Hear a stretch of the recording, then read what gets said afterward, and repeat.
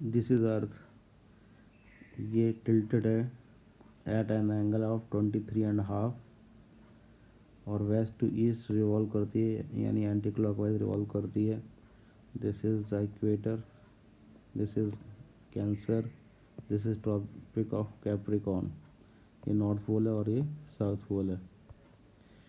Change of seasons, the earth regularly changes its position with respect to sun due to revolution. This bring different seasons on the earth. बात करें 21 जून, जिसको summer solstice बोलते हैं, उसमें सन यहाँ होता है और इस तरफ होता है अर्थ वेस्ट साइड में। ठीक है। नॉर्थ पोल मोर टिल्टेड होता है टुवर्ड्स द सन, ये रहा north pole. Longest day and short night experience होती है इन नॉर्दर्न हेमिस्फेयर में। ठीक है, क्योंकि साउदर्न हेमिस्फेयर में तो ये ब्लैक हो रहा है और नॉर्दर्न हेमिस्फेयर में पूरा है।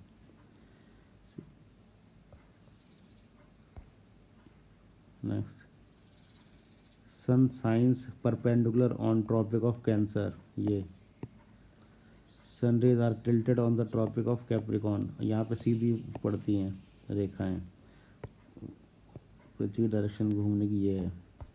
21 जून को लॉन्गेस्ट डे होता है इन नॉर्दर्न हेमिस्फेयर और शॉर्टेस्ट होगा उल्टा साउदर्न में।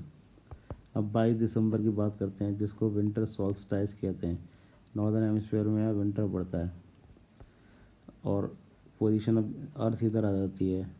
अब जो नॉर्थ पोल है वो शॉर्ट हो जाता है और साउथ पोल में रोशनी ज़्यादा आने लगती है।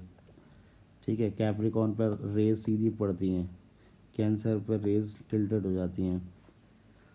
ठीक है, southern hemisphere experience long days and short night. 22 दिसंबर का लॉन्गेस्ट डे होता है इन साउदर्न हेमिस्फीयर में, तो नॉर्दर्न हेमिस्फीयर में उल्टा होगा। पोजीशन ऑफ 21 मार्च एंड 23 सितंबर, इस पे आपका equal day and equal nights होते हैं, क्योंकि 23 सितंबर को ये वाली पोजीशन होती है और 21 मार्च को ये वाली पोजीशन होती है। यहाँ पे 21 जून की थी, यहाँ पे 22 दिसंबर की थी। ठीक है, 21 मार्च को जो सिचुएशन होती है उसको बोलते हैं स्प्रिंग इक्विनॉक्स और वर्नल इक्विनॉक्स, और 23 सितंबर को बोलते हैं autumn equinox. Sun shines directly on the equator. In this condition half part of all latitudes receive the sunlight. जो इस तरफ के होंगे तो वो सारे कर रहे होंगे और बैक साइड वाले में रेज नहीं जा रही होंगी। ऐसी इधर वाले में रोशनी आ रही होगी और इधर वाले में नहीं होगी। ठीक है, season is similar in both the hemisphere. दोनों हेमिस्फीयर में एक जैसे सीज़न रहता है इस वक्त, ना गर्मी ज़्यादा होती है ना सर्दी ज़्यादा होती है। Now we talk about solar and lunar eclipse. We can see only one part of the moon from the earth because the rotation speed of the moon and earth is same. Bright face of the moon gives full moon in a month. और new moon में क्या होता है, moon is not seen because complete dark part of moon faces the earth. When the earth, the sun and the moon align in one line, this position is called syzygy. Solar eclipse की बात करें, solar eclipse में क्या है, moon बीच में आता है अर्थ और सन के। ठीक है, और मून से ये डार्क पार्ट आता है जिसको बोलते हैं अम्ब्रा, और ये लाइटर पार्ट होता है इसको बोलते हैं पेनम्ब्रा। ये डार्क पार्ट होता है, यहाँ पे आपको ऑब्जर्व होता है फुल सोलर इक्लिप्स, और पेनम्ब्रा में एक्सपीरियंस होता है partial solar Eclipse lighter part में। नेक्स्ट, लूनर इक्लिप्स की बात करें तो अर्थ बीच में आती है मून और सन के, तो अर्थ के की शेडो में जो पार्ट आ जाता है जो डार्क होता है उसको बोलते हैं अम्ब्रा।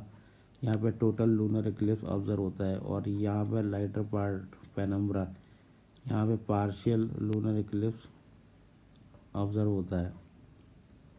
ठीक है, earth comes in between sun and moon. Condition for occurrence of eclipse. New moon में तो होता है सोलर इक्लिप्स और फुल मून में होता है लूनार इक्लिप्स, लेकिन हर न्यू मून और हर फुल मून में इक्लिप्स नहीं होता है, क्योंकि चंद्रमा की जो एक्सिस है वो थोड़ी टिल्टेड है, तो वो जब इसके बीच में होगा तभी सोलर इक्लिप्स होगा, यहाँ होगा तो नहीं होगा। ऐसे ही यहाँ पे होगा तो फुल लूनर इक्लिप्स दिखाई देगा, और ऊपर चला जाएगा तो नहीं होगा। Not every new moon occur solar eclipse. Next, penumbra lunar eclipse. Moon is positioned within earth's penumbral shadow, it is difficult to see, मुश्किल से दिखाई देता है ये। पार्शियल लूनर इक्लिप्स क्या होता है? When there is not perfect alignment of sun moon and earth. ठीक है। टोटल लूनर इक्लिप्स होता है entire moon is covered by the shadow formed by the earth umbra. Total solar eclipse क्या होता है? When moon covered the sun completely, उसको बोलता है total. A ring solar eclipse क्या होता है? Can be seen but not ring lunar eclipse. Solar eclipse में रिंग बन सकती है लेकिन लूनर में नहीं बनती, क्योंकि अर्थ का साइज बड़ा होता है, चंद्रमा को पूरा ढक लेती है। टाइड्स की बात करें, tides is the rise and fall of water level of sea due to combined effect of gravitational force of moon and sun and the rotation of earth. Every sea coast experience flood tide and ebb tide twice in 24 hours. Flood माने पानी का आना और Tide एब माने कम हो जाना। The combined forces of the sun moon result into high tide or spring tides. High tide experience on the full moon और न्यू मून। ये न्यू मून है, यहाँ पे फुल मून है, ब्राइटर यहाँ होता है dark. When sun earth and moon are in right angle position then neap और लो टाइड इज एक्सपीरियंस। मतलब ये मान लो ये सन है, ये अर्थ है, ये मून या तो यहाँ होगा या यहाँ होगा, ऐसे होगा, ये राइट एंगल। ठीक है, तब आपका नीप टाइड और लो टाइड एक्सपीरियंस होता है। This position occurs on 7th और 8th day of every fortnight, 7वें और 8वें दिन। Neap tides are generally 20% lower than the normal tide. Spring tide are generally 20% higher than the normal tide. Spring tide और higher tide में क्या होगा? सन ये होगा, अर्थ ये होगा, या तो मून इधर होगा या मून इधर होगा। Note, part of earth facing moon experience tide due to gravitational pull of the moon, but the other part also experience the tide due to centrifugal force of due to rotation of the earth. Therefore every coast should experience the tides after a gap of 12 hours, but it is not the case. The second tide experience after a delay of 26 minutes. This is due to the relative motion of the moon with respect to the earth. World highest tide आता है आपका bay of Fundy में, Canada के Nova Scotia में। यहाँ पे Saint John river है, यहाँ 16 से 18 मीटर की हाइट तक का टाइड आता है। Height of tide depends on various factor, depth of water, coastal features, opening and closing of sea. India's highest tide आता है गल्फ ऑफ कच्छ के पास है, ओखा कोस्ट में, 7.2 मीटर तक का आता है।